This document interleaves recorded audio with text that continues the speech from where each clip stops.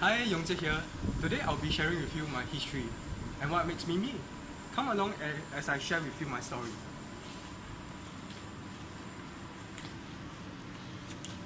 Now it will be a long story, so why not just take a cup of tea and enjoy a popcorn. Okay, are you ready? Here we go. Oh wow, it works! I'm a stick man now. Let's go to the time dimension so we can travel back in time. Hey yeah! Let's go to the year 2000 when I was in K2. Whoa, whoa, whoa, whoa, whoa, whoa, whoa, whoa, whoa, whoa, whoa. Oh hey! The next day after I've graduated from kindergarten, a friend suddenly popped out of nowhere ringing my doorbell. Let's name him Handsome, as I forgot his name. He gave me a Tetris Game Boy for my birthday. What? That was so generous of him. That was my earliest memory of someone showing me the concept of generosity, and that's how I learned to be generous with my friends. Thanks, Handsome. Now, moving on to primary school. Primary school was a real culture shock for me. Learning good and bad, learning right and wrong, learning to socialize with other kids, especially with older kids in CCA. It was also around this time when I started noticing my parents quarreling more and more. I've tried to stop them from fighting and shouting, while in the meantime, I regularly got into arguments and fights with my younger brother and older sister. With their personalities, they can be very aggressive. This is especially portrayed when I was always asked to shut up or being labeled as stupid by my sister, while my brother was very defensive when he got scolded and fought back. And that's probably how I became non-confrontational and dislike conflict, which is troubling as being a social worker means I have to learn to know how to step out and negotiate with others, and confronting with others to achieve the best for the interests of my clients. This period has taught me to be more respectful towards others, as I've experienced aggression by my own siblings. I've learned that how others will feel when they are not respected.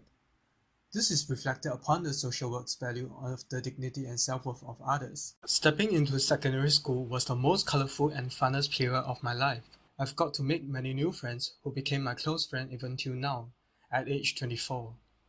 We usually do stupid stuff that may get us into trouble, hang out in the playground after school, and copy each other's homework, which doesn't align with social work value for integrity. However, it is Westwood that has truly shaped most of my values as a young adult. Thanks to the school's strict culture that has inculcated us with the 5 core values of resilience, compassion, innovation, continual learning, and integrity. The last 2 are especially important as they align with the social work values of integrity and competency. Oh hey, that's me! As for striving for competency, one notable memory was in Sec 1, when my form teacher Mr. Clark told me in the parents-teacher meeting, "Hey Yongjie, see those B4s? They're so near B3. I think you are capable to pull them up to B3, you know. Your B3 is so near an A. I believe if you stop talking to girls in class, you can get more A2. You see your A2? Just a bit more, and you can get A1. Now pull up your sock and do your best for the next sem." His so-called encouragement may seem obvious now, but it wasn't back then. It really looked achievable for me, that as long as I aim a grade higher, I'll be able to make it. And look at the next result slip. Not bad, huh? There's big improvement, but let's just ignore maths right there. Speaking about my motivation to push myself further, I met the love of my life one day when I was playing an online game when I was in Sec 2. Whoa, whoa, whoa, my back. Whoa, hey. Hello. There she is. She has been part of my life since Sec 2, and I can't imagine my life without her. Because of her, I've learned to be more empathetic towards others, especially her, as I want to be her good listening ear. Or am I? Just like in social work, having empathy is especially useful to let the other person know that you are here for them. Be in the present and give them your whole attention. Now, let's head to the next stop, Neon Poly. Hey, this is a Kawa model that I've borrowed from the occupational therapy studies. The curvy river symbolizes the many unexpected turns I took in the past. And at the end of the poly, when I was 19, it became a waterfall for me as my whole life took a dive. Let's dive in deeper and check it out. Hey! Now, what you are seeing is the intersection of a river in the Kawa model. This intersected just when I was 19, when I was about to graduate from poly and had a brain hemorrhage, leading to a stroke. The Kawa model was developed by Japanese and Canadian rehabilitation professionals. Rather than focusing primarily on the individual client, the Kawa model focuses on contexts that shape and influence the realities and challenges of people's day-to-day lives.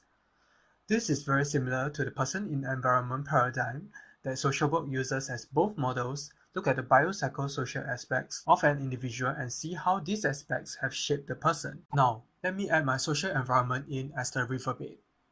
Family to be at the bottom, supporting the river, while my girlfriend and friends by my side.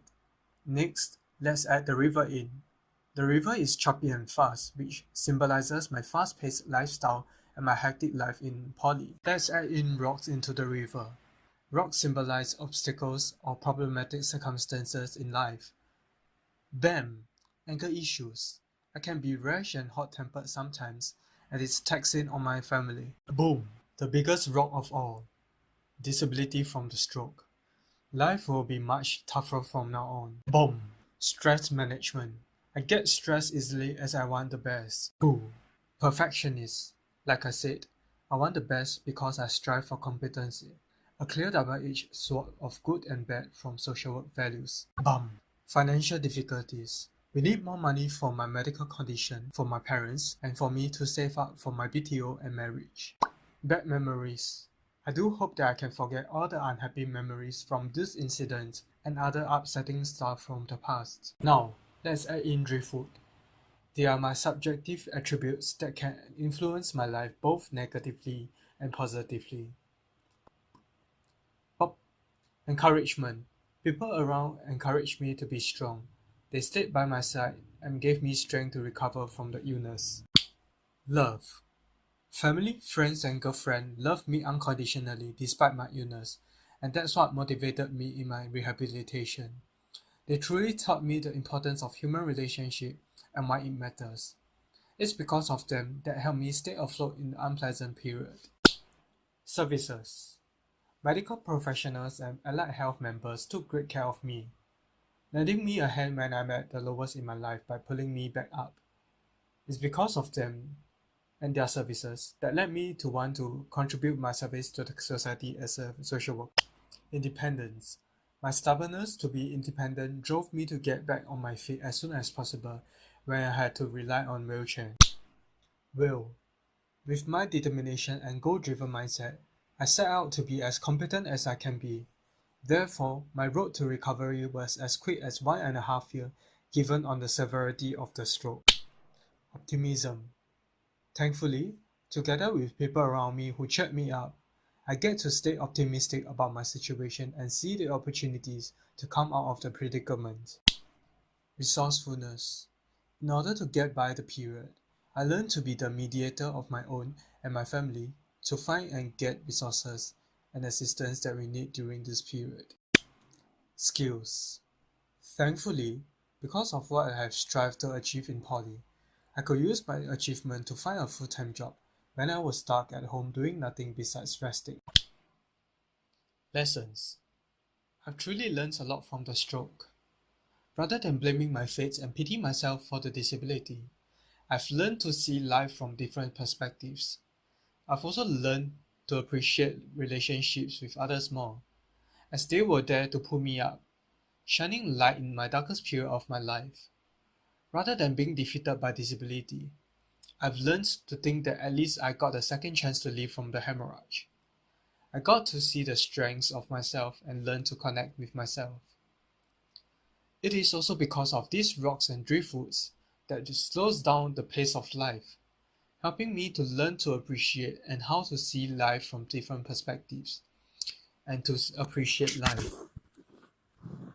Wow, what a long story, and I hope you have enjoyed the journey with me. Well, I also hope that you have learned more about me and what makes me me.